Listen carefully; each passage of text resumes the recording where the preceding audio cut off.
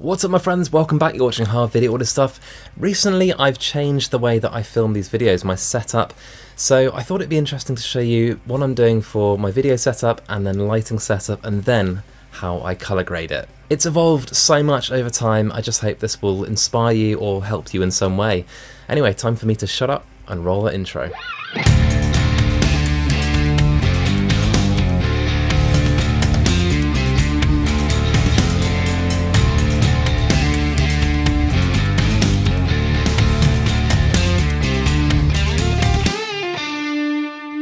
As ever, all the gear mentioned in this video I will link in the description box below, you can find it all there, and be sure to show some love for the channel. This isn't sponsored content, so if you could hit the notification bell by your subscribe button, that just makes a huge difference to the channel and I appreciate it. Thank you. Starting with my camera, and nowadays I'm using almost exclusively a Sony a7S III. It's a camera that I waited for a long time to come out and obviously I pre-ordered it. Now that it's here and I feel like I know it back to front, inside out, I can tell you it is a gigantic step up from the a7S II, which was already a really great video camera. The combination of now having 10-bit codecs, the giant improvement in colour science and the new improved autofocus really adds up to what I consider the best pure video camera in this form factor. It's not a hybrid, even though the stills are actually pretty lovely from the a7S III, but the Canon R5 and that style camera are definitely better hybrids. But yeah, the a7S III, bang-in video camera. I shoot these videos in S-Log3 and all the time I get people asking why. Why do you shoot in S-Log3? You don't need that extra dynamic range. Also, why do you shoot S-Log3 when it takes forever to colour grade? Well, let me answer all those questions because I think S-Log3 is misunderstood. Regarding the dynamic range, even though this shot is actually surprisingly dynamic, it's not actually the dynamic range in the shadows and highlights that I'm trying to tap into. This is the first reason why I love S-Log3. I love to use curves to sculpt the contrast in my footage, and that's just something you can't do with Cine 1 or Cine 4 or whatever you like. So if I turn my curves off, it looks like this.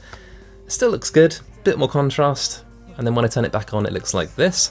You can't be too aggressive with the way that you manipulate the curves, but I love it. I'll show you exactly what I did with this in my grading segment I'll do at the end of the video, or I would recommend definitely watching the video about how to use curves to your benefit, which I'll link here. The other thing I think is misunderstood about S-Log3 is that people think it's hard to grade, and I might agree if you're dealing with an older camera with an 8-bit codec, but with the new 10-bit codecs in the a7S III, plus with all of those amazing lookup tables you can get that do a lot of the heavy lifting for you, it's just ridiculously easy. My favourite lookup tables for grading S-Log3 are the Phantom Arri LUTs, which I'm using now, and the Velocore lookup table, which needs some extra contrast tweaks, but they're still great in terms of colour, and the Alistair Chapman Venice lookup tables. They're all great, they're all linked below, check them out. Anyway, that's why I use S-Log3.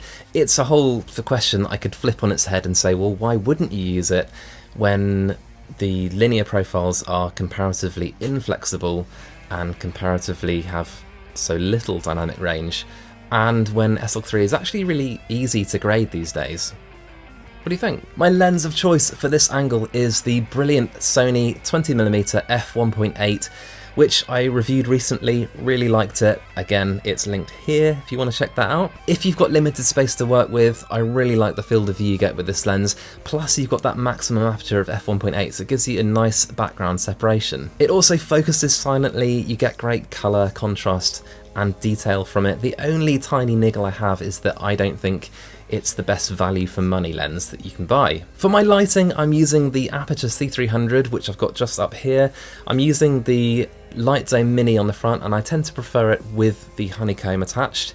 That way you get still the diffused light, but it's a bit more directional. I really like the control you get with it. All of the higher end aperture lighting is just so bright that, I mean, this one I have to have around 50%, otherwise it's just too bright. The a7S III is just so damn sensitive to light. Plus with the lens I've got on, which I like to have almost wide open, it's just really easy to overexpose. Also, I like to have my key light not so bright because I like to have a good balance of the way that I'm exposed with the background. I'm just going to turn it off and show you exactly what it's doing. Ready? There we go. I also have a combined hair and fill light, which I've got just up here, and for that I'm using an Aperture Amaran LED panel on its lowest setting with the slot-in diffuser. I like having a small amount of soft glow just to fill in a few of the shadows, and for a little bit to be on my head just to give me further separation from the background. I've just switched it off. That's what it does. That's what it looks like without it. And back on, I definitely prefer it when it's on. A lot of people have asked me about this neon panel since I got it. It's from a company called Custom Neon and they're based in Australia. However, they ship worldwide. Instead of them making an actual neon glass bulb, which is expensive and they can break, they use neon effect tubing, which is way more wallet friendly and much more reliable. Just to be clear, I'm not in any way affiliated with them. I just did a lot of research before pulling the trigger on this one, and I just found them to be the best value, so went with that. They're good. One thing I would advise when using a light like this is to do a custom white balance on your camera using something like this grey card.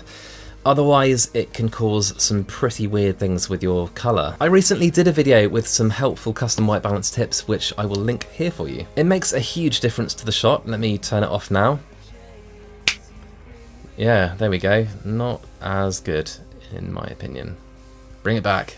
That tip also definitely applies to my next accent light, which is this big Edison bulb just over my shoulder. I've had it for a little while now, and I still really like it. I really like the blue on this side fading into the tungsten on that side. I got it from Amazon, and from what I remember you had to buy the stand and the bulb separately, but that's fine. One thing to bear in mind is it is deceptively powerful, so too high and it starts to make everything look a bit tungsten. This is on and then off. Somehow lacking depth. Let's turn it back on quickly. The final accent light I have, you'd be forgiven for never even noticing because it's tucked away behind my computer, and it's just a single strip of soft but warm LED lights. It just gives you gentle illumination, and all I know is I miss it when it's off, so I keep it on. Anyway, that's my lighting, so now let me show you my grading process for this shot. So in Final Cut now, and the first thing I'm going to do is drop on an adjustment layer. This is a free plugin, it's not something that comes with Final Cut, but if you just search for it, adjustment layer for Final Cut Pro, you'll find a free version, no problem. I just find it a much tidier way to apply plugins, much in the same way you would do it in Premiere Pro. So I'm going to drop on my plugins in this order: color wheels, color curves, and then, believe it or not, 2 instances of custom lookup table. I will explain why. Actually, the first thing I do to this is I apply a lookup table and then I grade into it. I like the Phantom Lutz Utopia lookup table, and I'm using the Legacy version. Although it's somewhat more stylized than a conversion lookup table, that's the way I'm using it. It does add lots of color, lots of contrast, but all will make sense. So now I'm going to start making some color adjustments, and I'm going to start by just dipping my highlights a little bit, and I'm going to warm it up just a little bit. I know it looks fairly magenta at the moment, but we will fix that, don't worry. One thing I like to do with my color, and a way that I actually balance it, is to give it a tiny touch of that orange and teal kind of look, but not so that it's obvious and overdone. As you can see, I'm pushing my midtones into that orange, and I'm balancing it by dragging my shadows towards teal. It's actually a brilliant way of balancing your colours without using the colour temperature or tint controls. And this is what I ended up with once I'd played with it a little bit. Next, I'm going to move on to looking at my colour curves. I demonstrated this earlier in the video, and it's what I would consider probably the greatest contributing factor to my style. Notice I placed this second in my chain of plugins, and I've created lots of control points, and I'm just going to work from the shadows all the way up to the highlights and just adjust and try and extract the most amount of detail that I can. This is what I was talking about when I was talking about extracting the most amount of dynamic range from S-Log 3. You just need to always remember to position your curves before you apply your lookup table. And this is what I ended up with, nothing too extreme. You really don't want to push and pull those control points too much. And now for my current secret weapon. And you remember how I mentioned that I use the Phantom lookup tables, almost like conversion lookup tables? Well, it's at this stage that I add more style. So you can consider my log to Rec 709 conversion stage done. I love using a little bit of the Triune Films Harry Potter lookup table, but the one that's designed for Rec 709 footage. At full strength it looks pretty ridiculous, but as soon as you start dialing it back, it really starts to make sense with your footage. I love how this looks. I find the sweet spot to be around 40 to 50%, and I just love it. If I just switch it on and off like this, you can see the effect it has. Big fan of this, and that's pretty much it. Love to hear your thoughts about this in the comments section. Remember, there's no right or wrong with grading. No, really, there isn't. And the last thing I like to do is add a subtle vignette. And whilst I don't mind the one that's built in, I definitely prefer the vignette plugin from FCP Effects, and I'll link it below. It's probably the best one I've ever used. Just look at the amount of control you have. In this case, I'm just going to keep it simple and drop the brightness a little bit. It just has a really nice softness to it. Some of them I find way too harsh. So there we have the before and then the after, and nothing too crazy. That's how I'm doing it at the moment. Anyway, that's it for now. You can ask me questions about this setup if you want to in the comments section below. I just hope you found this interesting and helpful. I've got a large back catalogue of videos about videography on this channel, of which YouTube has handpicked this video for you, and the one below is my most recent upload. Until next time, let's help each other out and shoot a bit of video. See you guys. But the chains you bring with you just hanging